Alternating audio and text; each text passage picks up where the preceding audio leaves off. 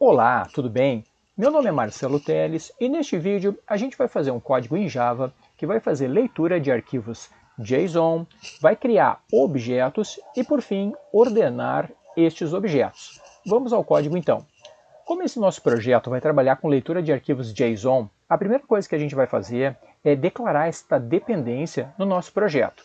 Então aqui eu tenho um projeto criado no NetBeans e por padrão ele já cria o arquivo pom.xml. E neste arquivo a gente precisa informar que trabalharemos com a biblioteca JSON. Para isso, a gente vai abrir o nosso arquivo pom.xml e aqui embaixo, depois da tag Properties, a gente vai criar uma nova tag, que é a tag Dependencies, que é no inglês aqui no plural, né? Dependencies.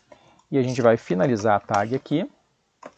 Pronto. Então temos a inicialização e a finalização da tag Dependencies. Agora a gente vai procurar no Google esta dependência. Então a gente vai colocar aqui no Google, é a minha última busca aqui, JSON Dependency Google Simple.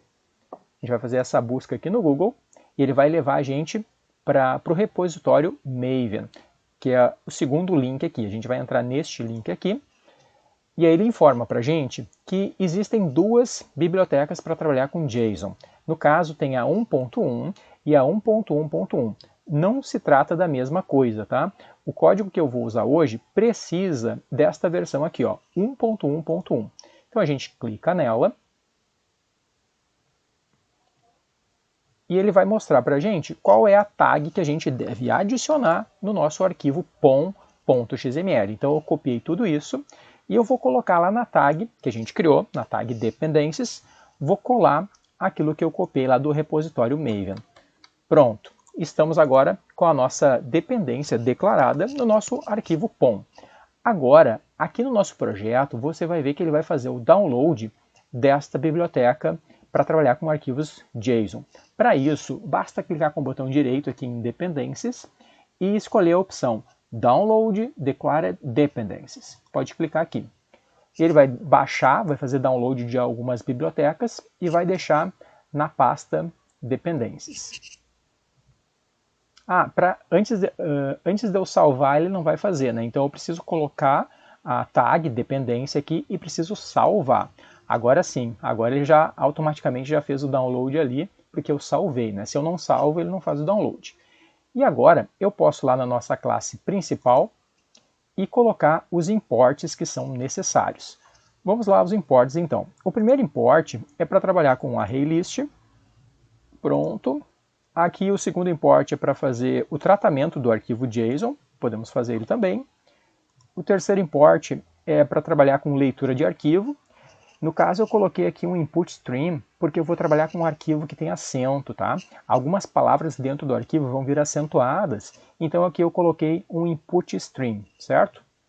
Coloquei ele aqui. Tem mais import aqui para fazer, né? O input stream header, e também o Simple JSON Array. Isso aí. Aqui embaixo tem o JSON Object, pode fazer o import também. Tem mais algum import aqui? Tem mais o import do Collections, podemos fazer também. Pronto. Então agora a nossa classe principal já está sem nenhum erro. Então vamos ao passo a passo dessa classe. Deixa eu dar um zoom aqui. Então o que a nossa classe tem? Aqui em cima eu criei já um objeto do tipo carro, então eu criei o objeto car e fiz a instanciação desse objeto. Também criei um ArrayList para colocar todos os meus carros. Agora, feitos os dois arrays, eu posso passar pelo meu arquivo JSON. Deixa eu mostrar para vocês o que temos nesse arquivo 30carros.json. Inicialmente eu fiz um arquivo CSV com os dados que eu queria trabalhar, então eu criei aqui 30 carros, né? Tem a primeira linha que é o título, depois tem mais 30 linhas, uma linha por cada carro, né? Aí depois eu converti ele para JSON. Então eu tenho aqui o nosso arquivo que o código Java vai ler. Então, é um arquivo simples com vários objetos do tipo JSON. Cada objeto vai ter um nome, uma marca, um preço e as portas, né? Então cada objeto vai servir para montar um carro, né? Caracterizar as informações de cada carro, certo? Então esse arquivo vai ser lido pelo nosso código então. Então aqui está o nome do arquivo, 30 carros.json, coloquei que vai ser, algumas palavras vão ter acento, e aí a gente fez então o nosso laço de repetição, que vai passar pelo nosso array de elementos, né? Que é o array que eu chamei de carros arquivo. Então nesse array carros arquivo, eu vou passar por ele, e para cada elemento que eu tiver aqui dentro de carros arquivo, eu vou fazer este código aqui. Então esse código primeiro alimenta as 4 variáveis. Então aqui eu tenho um system out só para teste, que eu posso tirar, né? Então eu alimento as 4 variáveis e aí depois eu faço a utilização dessas 4 variáveis e adiciono no meu ArrayList de carros. Então a primeira variável que eu alimento é a variável nome.